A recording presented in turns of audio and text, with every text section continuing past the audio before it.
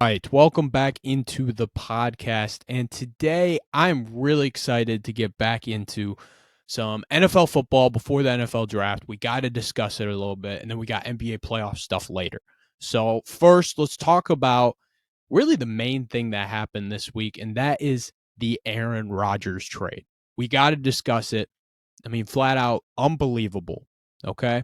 So, Aaron Rodgers has finally been traded to the New York Jets. It's been way too long. It's been way too long.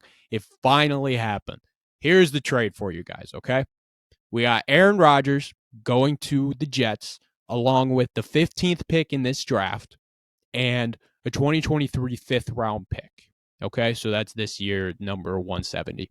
Okay, so then the Packers are getting the 13th pick, so they're moving up 2 spots in the draft. And then they're getting a second round pick in this draft, which is number 42 overall. Actually, a pretty solid second round pick. Then they're getting a sixth round pick in this draft. And then they're also getting next year a conditional 2024 second round pick. So now this pick, it will become a first round pick if Aaron Rodgers plays 65% of the plays in the season. So it's probably most likely that it will end up being a first round pick because 65% of the offensive snaps. So it's probably most likely that it's going to end up being a first round pick. So if you're looking at it from the Packers perspective, I think you got a pretty good deal out of this. This is a very even trade, in my opinion, for the two sides because the Packers, you're basically getting 2 first round picks. You're moving up in order to be in a better spot in this draft. And then the next year, you might get another first round pick and have 2 next year. Whereas if you're looking for a quarterback and you don't love Jordan Love, let's say, for this year, then maybe you'll be up there for a quarterback at the beginning, and then maybe you could go get him someone else, and with those 2 first round picks. It's really going to be good for the Packers no matter what, in my opinion. Like, yes, Aaron Rodgers could get injured, and then you're kind of screwed with that. But I don't think so. Aaron Rodgers does a really good job of taking care of his body, and I think he wants to win. I think these past few years in Green Bay have really been a struggle for him to really succeed because Green Bay hasn't given him much in that area. They haven't drafted a receiver for him in gosh knows how long. Like, it's been a long time, and Devontae Adams has been his only weapon forever. And then guess what? Devontae Adams wants out, you know? It's just been tough for Aaron Rodgers in Green Bay. He just hasn't had the help that he's needed. And now if you're looking at the Jets roster, he's got that help. Like, this team is very impressive. You're putting Aaron Rodgers in as the starting quarterback now. You're having Breece Hall come back from an ACL injury, and he was flat out incredible when you look at his performance last year. Flat out incredible until he tore his ACL. A lot of fantasy owners were pretty upset about it, including me. I loved him on my fantasy team, but it is what it is. I'm just really hoping for a recovery for him, and he was really fun to watch for a running back. And then if you look at receivers, they brought in a lot of receivers. They brought in McCole Hardman from the Kansas City Chiefs. That gives them a really speedy guy that can help get open in the slot. You also got Alan Lazard that they got from Green Bay, one of Aaron Rodgers' guys. They also went and got, I think it was Mercedes Lewis. Yeah, they got Mercedes Lewis in free agency. They were targeting guys to get Aaron Rodgers to come to want to just go to New York. They also got Garrett Wilson in there, and this team's going to be good. This team is going to be a tough matchup because I haven't even mentioned the defense yet. And I loved this defense last year. They were flat out incredible. I talked about it in the NFL preview with Gus before the season, just how much I thought the guys on their defense would really impact them in winning. I didn't expect them to be as good as they were. I thought they'd be a little worse. I expected the AFC East to just be a little worse. But if you're looking at the Jets, just overall on their defensive end, they have a lot of guys that are really talented. Quinn Williams became one of the best defensive tackles in football last year. He's flat out incredible. I love their safeties in Ashton Davis and Will Parks. Those guys are incredible. They hit hard. They're very difficult to deal with. And then you got a lot of corners and Michael Carter and all those guys and Sauce Gardner. Like, just flat out incredible defense. They're very scary. I like the New York Jets this year. I'm not sure how high I'm going to put them. You're going to have to wait for that for the NFL preview. That's where we'll really go in depth and into every team and talk about it. We had a really good NFL preview, me and Gus last year, where we really went through every team and it was flat out awesome. I'm hoping to do that again. But these Jets, man, I think they're going to be flat out scary, and I'm excited for them next year. And then looking at Green Bay, it's a new beginning. New beginning. Now you don't really have expectations to win. Aaron Rodgers is gone. You don't need to win this year. I think this year you take it as a developmental year for Jordan Love, especially as a Lions fan, because I'm hoping we could just take care of the Green Bay Packers. That'd be nice to not have to worry about them this year. And Aaron Rodgers gone. Guess what, Lions fans? We ended Aaron Rodgers. Aaron Rodgers' last throw as a Green Bay Packer was an interception. That's flat out awesome. Flat out awesome. Dream for Lions fans. But if you're looking at Green Bay, you should really take it as a developmental year. You should really try to develop Jordan Love, get his feet going, give him small stuff to work on. And I think if you do it that way, you might actually become like Jordan Love if he's able to develop at a constant rate. He could turn into something, and it could be exciting for Green Bay in the future. I'm hoping it's not as a Lions fan, but if you're a Green Bay fan, you should not be too worried about this team. This team will constantly develop, and I think don't expect much this year, but you could end up being solid for the next couple of years. So if I'm a Green Bay fan, I'm not too worried after this trade. All right, let's talk NFL draft, okay? We got to discuss it. The NFL draft is pretty much here, and I want to go through the top 5, okay? Last top 5s I've been seeing basically, I don't think there's any debate. It's Bryce Young at 1, okay? Bryce Young is just flat out incredible, all right? We talked about it in the draft preview. He's got the poise, he's got the accuracy, and everybody sees it. He's just top tier better than everybody else in this class, and I think everybody's finally realizing that, and that's why he's going 1. I don't think the Panthers are going to pick anybody else, and I am very much in on Bryce Young going 1. All right, let's look at 2. Okay, and 2 is where the draft for a lot of people really begins. And I'm looking at it like the past few times I've been looking at it, I was listening to Tom McShay, and he's saying they're not really looking quarterback.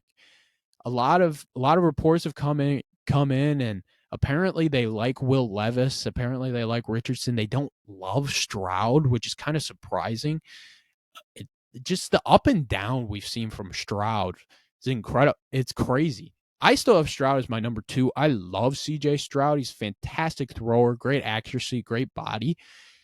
I don't think Houston's going to draft him. I think Houston, if they stay at 2, they will go defense. And I think that's going to end up with Will Anderson at 2, which isn't great if you're a Lions fan, because that means your edge rusher's gone. And basically who I want as a Lions fan is Jalen Carter. And it's difficult if Will Anderson's gone, you know?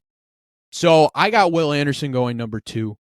It's going to be very interesting to see. I'm really excited to see what Houston has planned at 2. Maybe they go trade for someone crazy. I've heard a lot of talk about Trey Lance, maybe a trade for Trey Lance, and maybe that involves the number 2 pick. I don't know. But if the 49ers get the number 2 pick, do they pick quarterback? Like, you got Brock Purdy, right? He's flat out incredible. And if you're trading Trey Lance, then I don't know. There's a lot of talk about this number 2 pick. And the more and more I'm thinking about it, and the more and more I see the Texans not liking CJ Stroud, I'm thinking they're going to go Will Anderson at 2, which to me isn't a bad pick. Will Anderson, unbelievable defender, unbelievable edge rusher. I've also heard a lot of Tyree Wilson talk at 2, which would be flat out insane. But I got Will Anderson at 2. So going to the 3rd overall pick, the Arizona Cardinals. If they stay at 3, I think they'd be wanting a guy like Will Anderson or a guy like Jalen Carter, someone defensive that can really help them there, because they don't need quarterback. But I feel like they're going to trade it. And I don't know who they're going to trade it with. In this version, I'm going to have the Titans trade up for it because the Titans have been really the ones looking at it. I've been talking to a lot of people about NFL draft stuff, and the Titans are the name to look out for when moving up for a quarterback.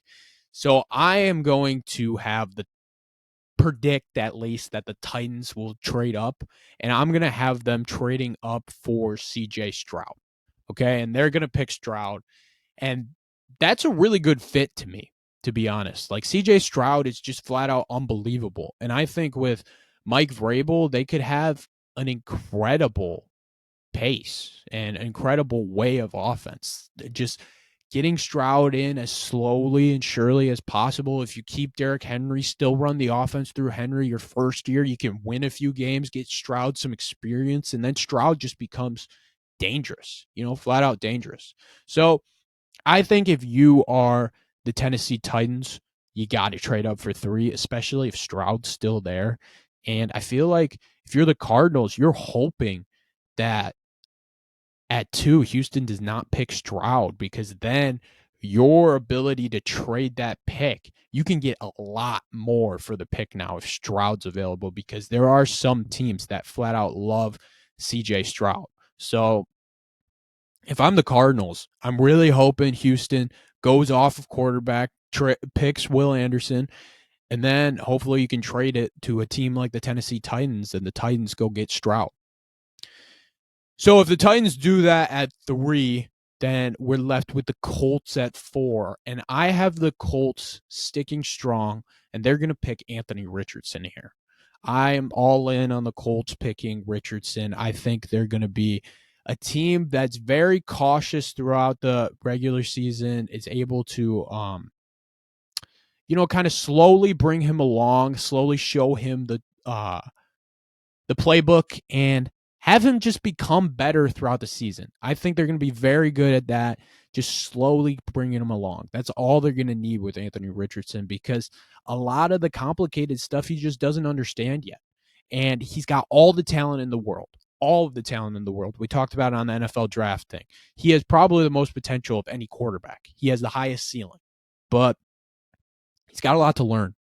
And if you're the Colts and you're drafting him, you might start him, you might not. It really depends what you're thinking there, and it depends on some offseason moves and who they're looking at quarterback. So if I were them, I'd pick Anthony Richardson and take it very slow. So now moving to 5, we got the Seattle Seahawks, and they are going to pick Jalen Carter. That's just what's going to happen. They're going to get D tackle, and they're going to pick Jalen Carter, and Lions fans are going to be like, ugh. It just is what it is. It is what it is. Jalen Carter is flat out unbelievable, and that's what the Seahawks need. They need a defensive tackle that can go out and make plays. And Jalen Carter is going to do that for you. He's going to flat out do that. He's going to be flat out sensational. I'm very excited about Jalen Carter. I want the Lions to draft him so much. But if the draft goes like this and the Texans don't pick quarterback and quarterbacks don't go and Will Anderson's not there for the Seahawks to pick, they're going to pick Jalen Carter. It's just what's going to happen. So it's tough for Lions fans. That's who I want. That is who I want. But I think Jalen Carter would go at that 5 spot. So now looking at the Lions at 6, this is going to be the last pick I do. I say you go Tyree Wilson. Okay? You go with the edge rusher. It doesn't matter that we picked edge last year and Aiden Hutchinson. I say you go with Tyree Wilson. He's got the highest upside, and he's very good. Even the Texans love him, and they might consider even picking him at 2, which would be flat out incredible. So I say you go with it. I like Tyree Wilson a lot. I don't love him. I like Will Anderson and Jalen Carter a lot more. Aaron really hyped me up on Tyree Wilson, showing me like what he did during the regular season. He's a lot better than I expected. So if I'm the Lions, you got to draft him there. But I'm really thinking that they might just go Devin Witherspoon. And I don't like that. I don't like that. It's just like Okudah, man. We picked Okudah 3rd overall, and it didn't work. And we traded Okudah now for a 6th-round pick. I just don't think we need more corner depth. I just don't. We did a great job in the offseason securing that depth. And I just don't want to pick 6 at corner. I just don't. But I feel like the Lions might do it. I feel like they're going to pick Devin Witherspoon. I hope they pick Tyree Wilson if Tyree Wilson is still available. Have you made it this far in the video and you aren't subscribed? Dude, it's like halfway done. What are you doing? What's wrong with you, man? Subscribe to this channel right this instant, all right? More subscribers equals more videos and more FaceTime with Jake and I. All right. Have a good day, and you better freaking subscribe. Peace. All right. Welcome back into the podcast. And now we are going to switch over to some NBA playoffs. But we're going to do something a little differently today. I'm actually going to set a timer for 20 minutes on my phone just so I don't go over, because a lot of the time when I'm talking NBA playoffs, I go way over, going too far in depth. So I'm going to start a timer at 3, 2, 1. Well, not yet, but I'm going to start a timer in a couple seconds before I get into each series. So I've started the timer, and let's get started. So let's talk about first. First, I want to talk about the Cavs, because it's been a little rough, okay? I predicted the Cavs to make the NBA Finals, and it has not gone too great. It really just has not. Like, the Knicks in this series have just been flat out incredible. Flat out incredible. I have to give them all of the props. They deserve it. They flat out deserve it. On Sunday, they had a terrific game.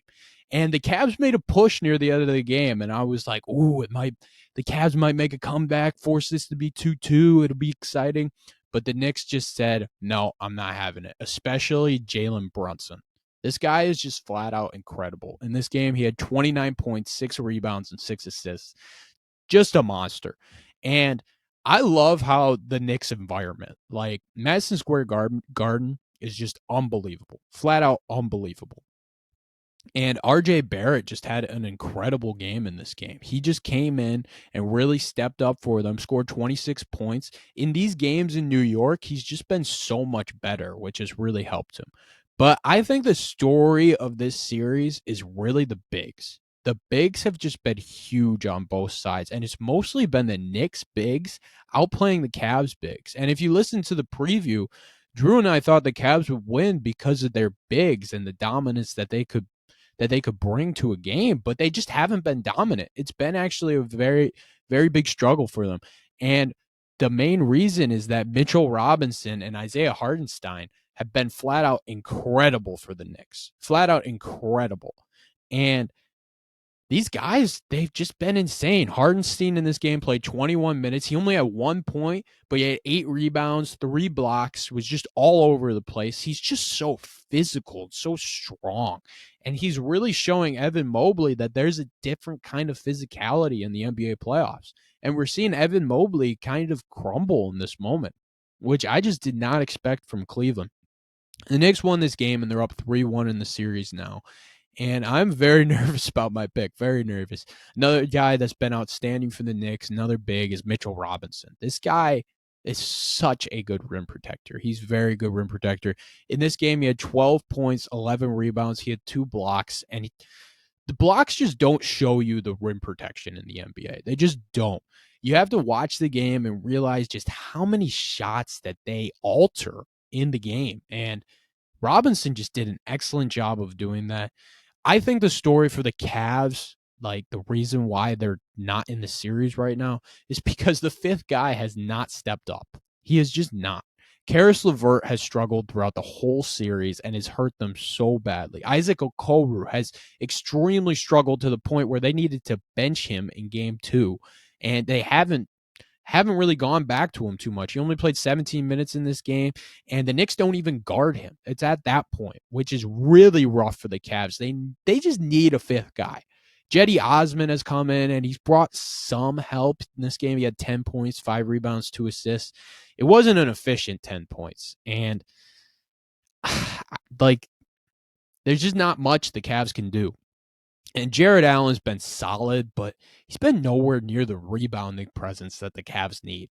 So looking at the Cavs here, something's got to change. something has flat out got to change. And Donovan Mitchell might have had the worst star performance I've seen in the playoffs in a long time in this game 4. He had 11 points in this game, only 2 points in the second half, which is just horrible. It's horrible.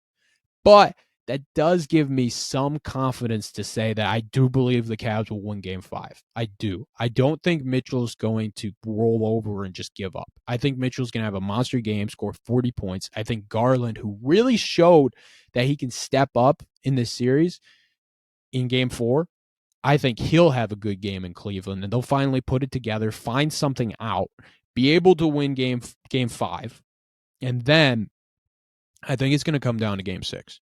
And yes, of course, it's going to come down to 6. It's an elimination game for the Cavs.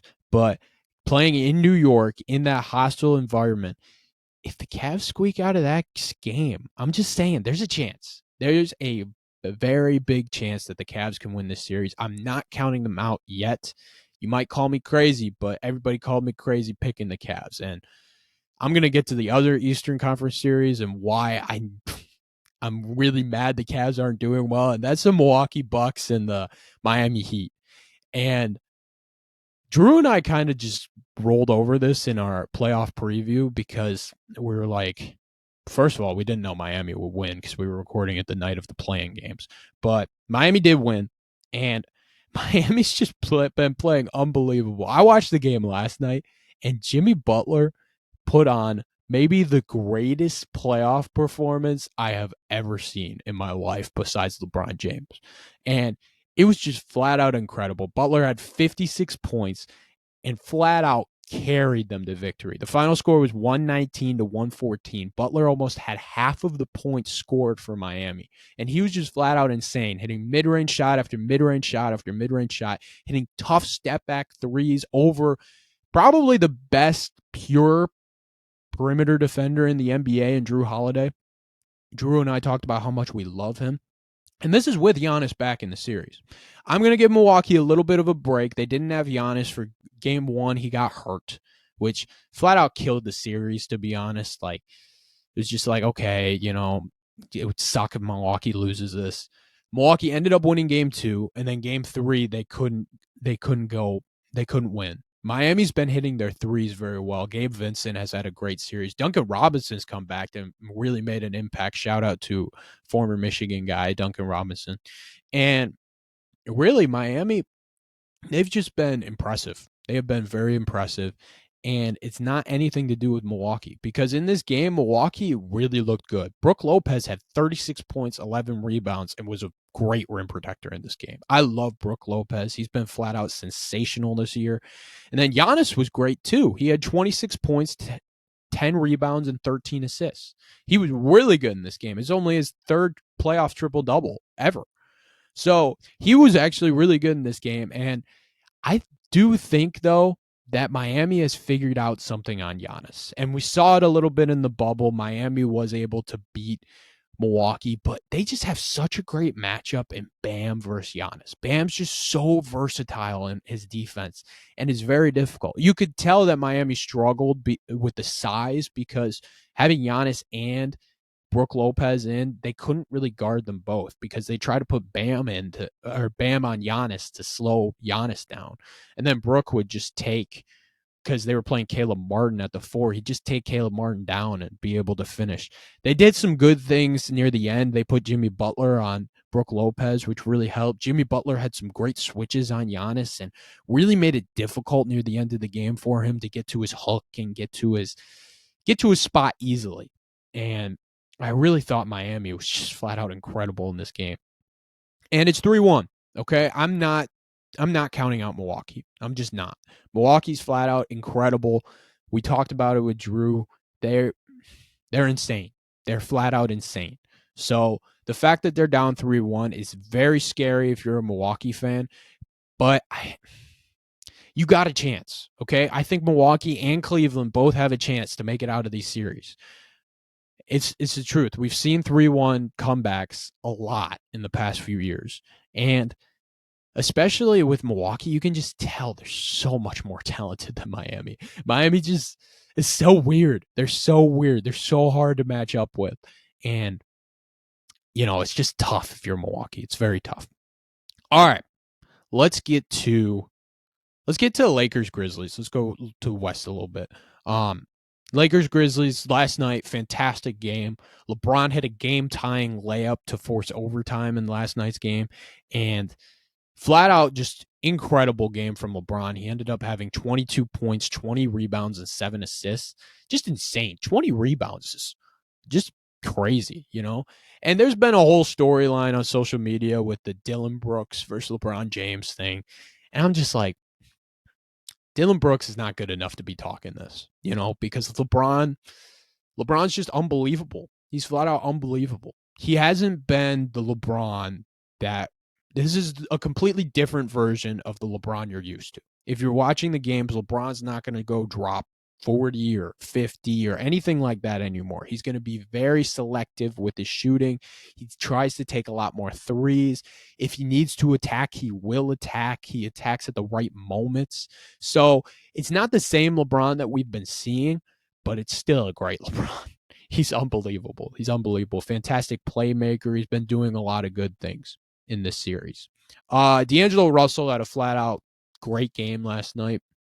Hit some big threes for them, and they don't win without him. Like Darvin Ham said, it's the truth. They don't win without him. I don't love how D'Angelo Russell plays. I feel like he takes the ball out of LeBron James's hands a lot, which isn't something I love, but he's actually had a solid series. He has had a solid series.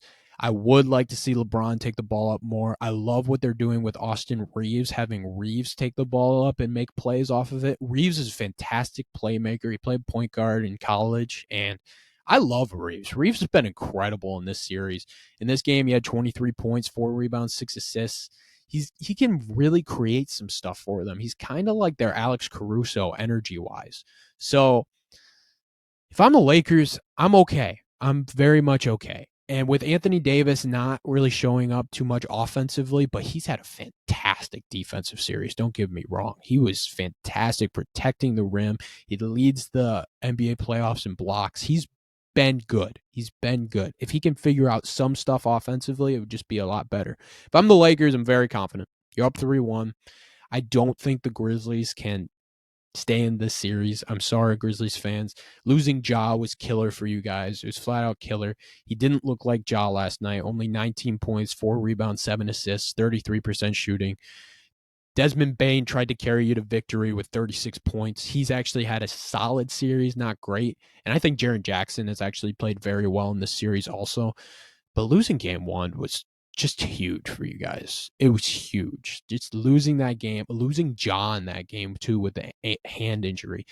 After that game, I realized, okay, I think the Lakers got this. Even after game 2, where the Grizzlies fought back and did their due diligence, I think the Lakers had it under control.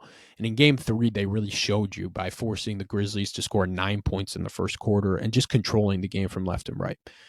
Names to watch out for the Lakers would be Rui Hachimura. He had his first bad game in the playoffs last night with 7 points, but he's been flat out incredible. And I really do like Troy Brown Jr. I think he brings in excellent shooting for them. All right, let's get to Warriors Kings, okay? And I'm running out of time. I only got 8 minutes, so I'll go fast. But Warriors Kings was flat out incredible. All right. This game was easily one of my most favorite games to watch. The Warriors snuck out 126-125 on Sunday in a flat out unbelievable game. And it's 2-2 in this series. The home team has won every game. And this has just been fast paced and so much fun to watch. So much fun to watch. There's so much movement around the whole. This is my dream. This is my basketball dream watching this series. We're watching Steph have an unbelievable series, showing you why he's Steph Curry. He's just flat out incredible. I know the Draymond Green stuff happened. He got suspended for a game, blah, blah, blah, all that stuff. Draymond Green is still one of the best defensive players in the world right now. And he showed you after making that defensive play near the end of the game on Domantas Sabonis, who hasn't been great in this series, but he showed you how good he is at defense with that play. It was flat out incredible. I love Draymond Green's on the defensive end. He does have some antics, but there's a reason why you put up with those antics, and it's because he's the most versatile defensive player in the NBA, and you love him. Andrew Wiggins has been great for the Warriors. Jordan Poole actually had a great game in Game 4. For the Kings, you're looking at De'Aaron Fox, who's been flat out incredible in this series. Davion Mitchell came in and really brought you good minutes. He actually played great defense on Steph. The thing about Steph is he's just unstoppable. And when he needs to make a play, he can make that play, even with tough defense on you. So I think Mitchell's actually been pretty good this series. Keegan Murray hadn't been great the first 3 games. He really showed up for them the Game 4. And I think if he can continue to play like that, it'll be very difficult for Golden State. Malik Monk has been incredible in this series. Very good scorer off the bench for them and can really do some things. And Domantas Sabonis just needs to step up. It's the truth. But if you're looking at this series, De'Aaron Fox did just get injured, which is absolutely killer. He's listed as doubtful for the Game 5, which is so killer. Like, right when you realize, oh my God, it's an unbelievable series, like, then that happens and you're like, ugh, it just sucks. Just sucks. Takes the life out of you. All right, I got like 5 minutes to talk about these other series, so let's try to do it. Let's go Boston, Atlanta. Okay, Boston is now leading 3-1 in this series, and there's just a talent differential in this series. The one thing that you should know in this series is Jaylen Brown's actually dealing with a hand injury. Apparently, he cut his hand on a vase in his house, and the wound keeps reopening. It's really weird, and he keeps looking at his hand throughout the whole series. It's kind of crazy when you think about it, but he's actually had a very good series. He had 31 points on Sunday in their win against Atlanta, and Jason Tatum has had a solid series. He had 31 points as well. Derek White, it's just unbelievable. I love Derek White. He's flat out incredible, and Robert Williams in this series has been great. 13 points, 15 rebounds in this game on Sunday. He just brings so much energy to the floor, which is flat out huge and what you need, especially him taking care of Capella. Just huge, flat out huge. Looking at the Hawks a little bit, Trae Young, great game in Game 4, 35 points, 15 assists, fantastic game. It's just weird in the playoffs finding the right matchups for him. It's just very difficult. DeAndre Hunter was excellent in this game, and DeJounte Murray, he was solid in this game, but he kept going for steal attempts that weren't great, and he wasn't liking what the refs were calling in this game, and after the game, he bumped into a ref. It was upset, and the NBA suspended him for Game 5. So I'm thinking this series is going to be a wrap in 5. Boston's going to win it. Atlanta, you just got to figure some stuff out. You need a full year under Quinn Snyder. If it gets better, it gets better. I think Quinn Snyder's a fantastic coach. He's made some good adjustments. We'll see about the Hawks' future. All right, looking at Nuggets, Timberwolves. This game on Sunday was flat out incredible. Jokic ended up with 43 points, 11 rebounds, 6 assists. The Nuggets were up 3-0 in the series going into the Sunday's game, and they still lost. They still lost this game with Jokic flat out carrying them. This happens to the Nuggets sometimes. There's sometimes where their guys just can't hit shots, and Jokic tries to carry them, and it just doesn't work because Jokic isn't a scorer. He needs to get his guys involved in order to be really successful, and it just couldn't happen in this game. Jamal Murray struggled a little bit shooting. He's been flat out incredible in this playoff, so I wouldn't be too worried. Anthony Edwards has really shown you who he is. He has proven to me that he is not going to be a bust and that he's flat out incredible. I was wrong about Anthony Edwards in my draft previews, not on this podcast, but with my brothers. We do draft previews, and I did not like Anthony Edwards coming out. He's good. He's really good. So I was wrong there. He's flat out incredible. Kudos to you, Anthony Edwards. And then you're looking at Rudy Gobert, Karl-Anthony Towns. It's just a weird fit. It's just a weird fit to me. I don't love it that much. These two had excellent games in this Game 4, but I'm just not a fan of the fit. I don't think the Timberwolves are going to win another game. I think the Nuggets are going to sneak out in 5. I think they're going to wake up and really win on their home court in the altitude. All right, let's talk. We got 2 more series. We're going to talk about the one that just finished on Saturday, and that is the 76ers and the Brooklyn Nets. Nets. 76ers just took over this series. I mean, flat out, that's all I really need to say, but I'm going to say a few more things. James Harden, he's been he's been solid in this series. I haven't loved him in this series. I think Tyrese Maxey really had an excellent series. He really stepped up. He was scoring very well, doing some things. The Sixers did a great job of actually finding ways to get Embiid involved, because the Nets had a really good game plan to double team him whenever he got into the low post. So Doc Rivers actually moved him into the high post and did a lot of their offense based off that. But the Sixers couldn't really figure it out. So I would look out for the Celtics or someone like that doing those kind of doubles, and Doc really trying to figure out ways to get Embiid involved in the high post. And then if you're looking at the Nets, I think Jaquez Vaughn is one of the best coaches in basketball. He really made some great adjustments. The Nets just haven't been clicking together enough to really be that cohesive unit, And Spencer Dinwiddie just takes too many dumb shots for me. I didn't love that. All right, last series, I only got 30 seconds. We're looking at Phoenix Suns and Los Angeles Clippers. This has been unbelievable. Unbelievable series. Russell Westbrook is back. He is the man. I take everything back that I said bad about him. He's back. I think he just needed a fresh start, and he got it, and it's unbelievable. Kawhi Leonard, it sucks. It sucks. He came out with a knee injury, and the series has changed ever since. He was playing at the best level in basketball, and it just sucks that he's gone. It sucks that he's gone. And my time is running out. I got to talk about the Suns, though. That's 20 minutes. But here's the Suns, okay? Suns real quick. You're looking at Kevin Durant. You're looking at Devin Booker, and you're looking at Chris Paul. These guys have been playing way too much. Their minutes have been insane throughout the series. Chris Paul, they've been able to stagger a little bit. He only played 38 minutes, but Booker and KD played 45 minutes in their last game, and Booker played 41. These guys are being overplayed in a series where they're kind of dominant because Kawhi's not there. So, the Clippers the Suns should be able to take care of this, and I feel like they're going to be able to take care of this in 5. But I think if you're looking at series in the future, especially the Nuggets coming up, if you're looking at that and they have to play 45 minutes every night, it's just going to lead to difficulty when it comes to NBA Finals time and things of that nature. So I'm a little worried, to be honest. I picked the Suns to win the championship at this point, but I'm a little worried that they're going to overplay their players and they're just going to be gassed by the time the NBA Finals roll around.